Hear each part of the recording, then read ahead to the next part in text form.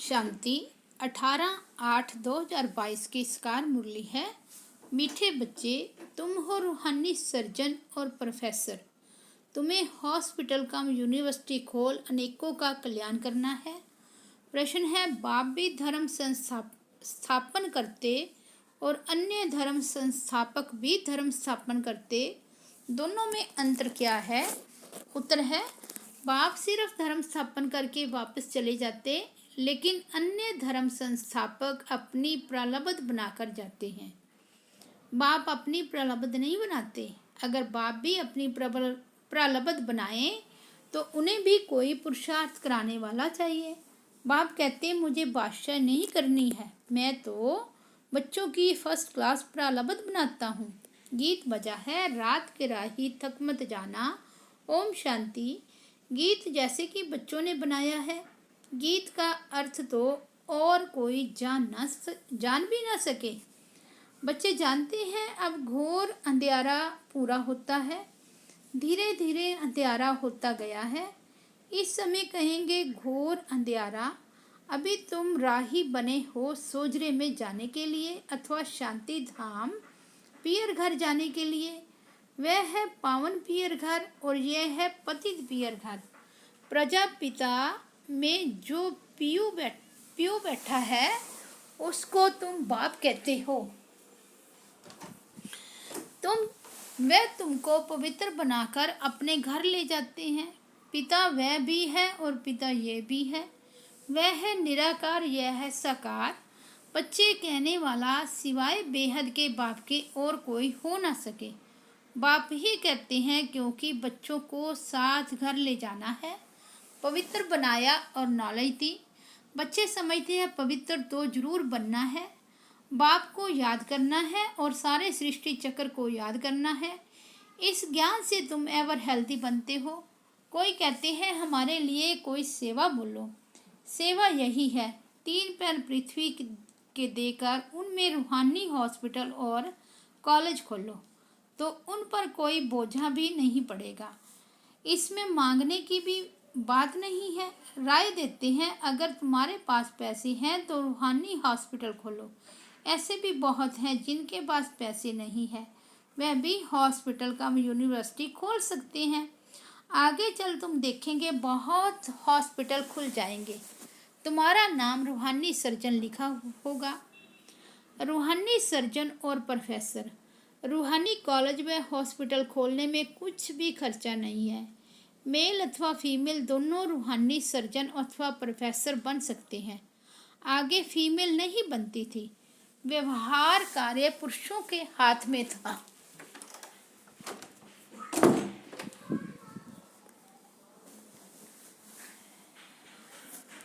आगे फीमेल नहीं बनती थी, व्यवहार कार्य पुरुषों के हाथ में था। आजकल तुम बताएं निकली है, तो अब तुम भी यह रूहानी सर्विस करते हो। ज्ञान की चटक लगी हुई हो, फिर किसको भी समझाना बड़ा सहज है। घर पर बोर्ड लगा दो। कोई बड़ी हॉस्पिटल, कोई छोटी भी होती है। अगर देखो बड़ी हॉस्पिटल में ले जाने वाला पेशेंट है तो बोलना चाहिए, चलो हम आपको बड़ी हॉस्पिटल में ले चलें, वहाँ बड़े बड़े सर्जन हैं। छोटे सर्जन बड़े सर्जन के पास भेज देते हैं, अपनी फीस ले लेते हैं, फिर समझते हैं यह मरीज ऐसा है, इसको बड़ी हॉस्पिटल में ले जाना चाहिए, ऐसी राय देते हैं। तो ऐसे सेंटर खोल, बोर्ड लगा दो तो मनुष्य वंडर खाएंगे ना। यह तो कॉमन समझने की बात है। कलयुग के बाद सतयुग जरूर आता है। भगवान बाप की नई दुनिया स्थापन करने वाला है। भगवान बाप ही नई दुनिया स्थापन करने वाला है। ऐसा बाप मिल जाए तो हम क्यों ना वर्षा लेवें। मन वचन कर्म से इस भारत को सुख देना है। मन वचन कर्म सो भी रूहानी। मनसा अर्थात याद और वचन तो सुनाते ही दो हैं, मन मना भाव और मध्य जी भाव। बाप और वर्षे को याद करो, 2 वचन हुए ना। वर्षा कैसे लिया, कैसे गवाया, यह है चक्र का राज। बुढ़ियों को भी शौक होना चाहिए, बोलना चाहिए हमको सिखलाओ। बूढ़े बूढ़े भी समझा सकते हैं जो और कोई विद्वान पंडित आदि नहीं समझा सकते। तब तो नाम बाला करेंगे। चित्र भी बहुत सहज है। कोई की तकदीर में नहीं है तो पुरुषार्थ करते नहीं हैं। सिर्फ ऐसा नहीं समझना है कि मैं बाबा की हो गई, वह तो आत्माएं बाप की है ही। आत्माओं का बाप परमात्मा है, यह तो सेकंड की बात है। परंतु उनसे वर्षा कैसे मिलता है, वह कब आते हैं, यह समझाना है। आएंगे भी संगम पर। समझाते हैं सतयुग में तुमने इतने जन्म लिए, त्रेता में इतने जन्म, 84 का चक्कर पूरा किया, अब फिर से स्वर्ग की स्थापना होनी है। सतयुग में और कोई दूसरे धर्म होते नहीं। कितनी सहज बात है। दूसरे को समझाने से खुशी बहुत होगी। तंदुरुस्त हो जाएंगे क्योंकि आशीर्वाद मिलती है ना।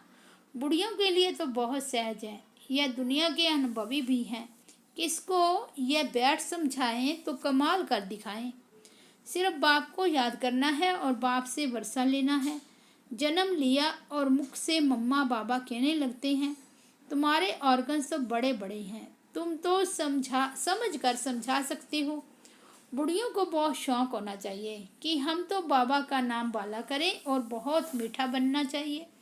मोह ममत्व निकल जाना चाहिए।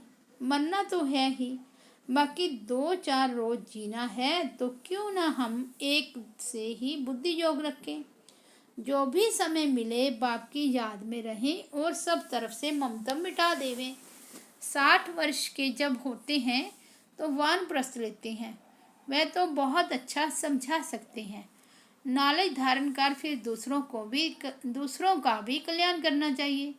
अच्छे अच्छे घर की बच्चियां ऐसा पुरुषार्थ कर और घर घर में जाकर समझाए तो कितना ना नामाचार निकले। पुरुषार्थ कर सीखना चाहिए, शौक रखना चाहिए। यह नॉलेज बड़ी वंडरफुल है। बोलो, देखो कलयुग अब पूरा होता है, सबका मोह सामने खड़ा है। कलयुग के अंत में ही बाप आकर स्वर्ग का वर्षा देते हैं। कृष्ण को तो बाप नहीं कहेंगे, वह तो छोटा बच्चा है। उनको सतयुग का राज्य कैसे मिला? जरूर पास्ट जन्म में ऐसा कर्म किया होगा।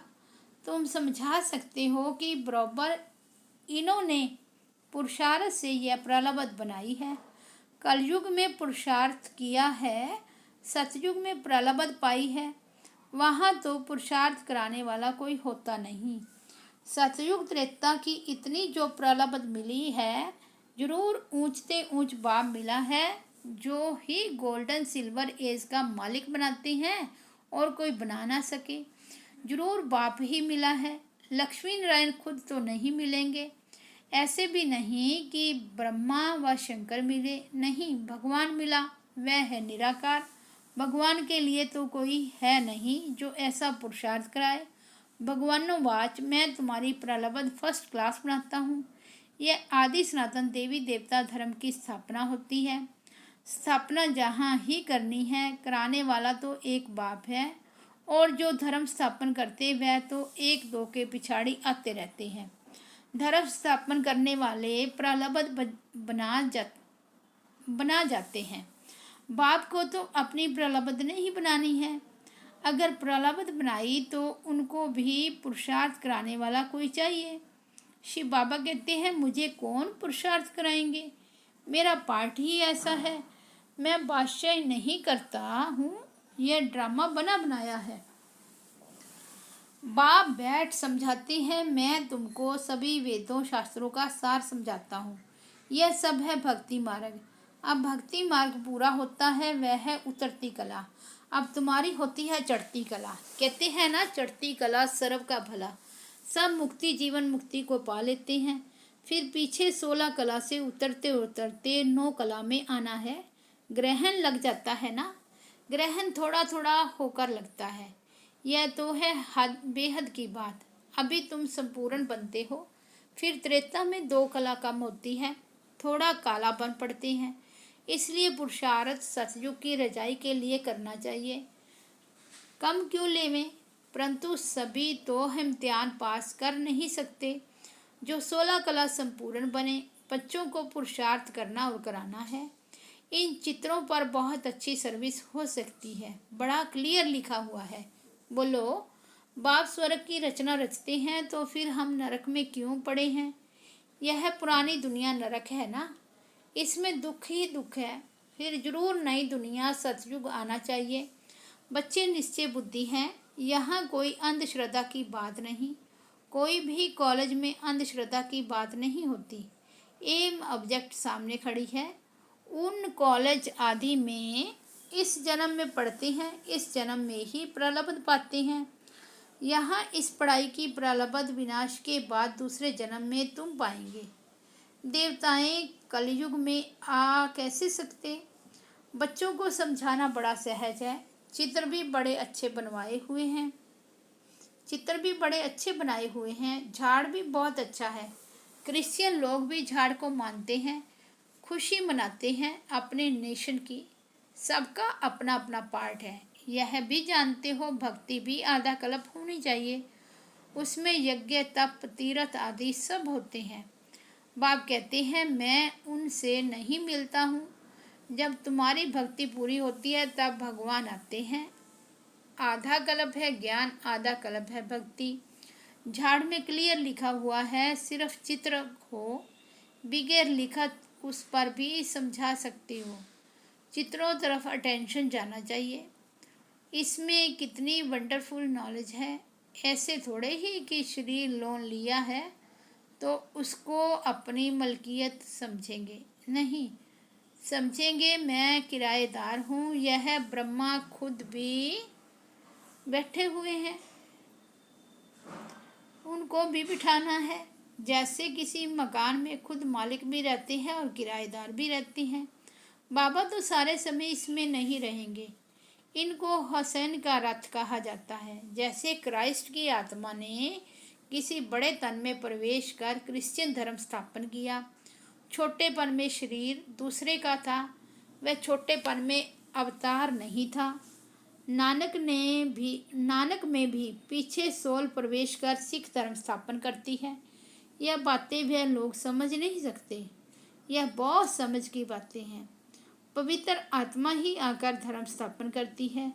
अभी कृष्ण तो है सतयुग का पहला प्रिंस। उनको द्वापर में क्यों ले गए हैं? सतयुग में लक्ष्मी नारायण का राज्य दिखाते हैं। यह भी तुम जानते हो। राधे कृष्ण ही लक्ष्मी नारायण बनते हैं, फिर विश्व के मालिक बनते हैं। उनकी राजधानी कैसे स्थापन हुई यह किसकी बुद्धि में नहीं है। तुम जानते हो बाप एक ही बार अवतरित होते हैं, पतितों को पावन बनाते हैं। कृष्ण जयंती पर भी सिद्ध करना है कि श्री कृष्ण ने तो ज्ञान दिया नहीं, जिसने उसको बनाया पहले तो उनकी जयंती मनानी चाहिए। शिव जयंती पर मनुष्य व्रत आदि रखते हैं, लोटी चढ़ाते हैं, सारी रात जागते हैं। यहाँ तो है ही रात। इसमें जितना जीना है उतना पवित्रता का व्रत रखना है। व्रत धारण करने से ही पवित्र राजधानी के मालिक बनते हैं। श्री कृष्ण जयंती पर समझाना चाहिए कि कृष्ण गोरा था, अभी सावरा बन गया है, इसलिए श्याम सुंदर कहते हैं। कितना सहज ज्ञान है। श्याम सुंदर का अर्थ समझाना है, चक्र कैसे फिरता है। तुम बच्चों को खड़ा होना चाहिए। शिव शक्तियों ने भारत को स्वर्ग बनाया है, ये किसको पता नहीं। बाप भी गुप्त, ज्ञान भी गुप्त और शिव शक्तियाँ भी गुप्त। तुम चित्र लेकर किसी के भी घर में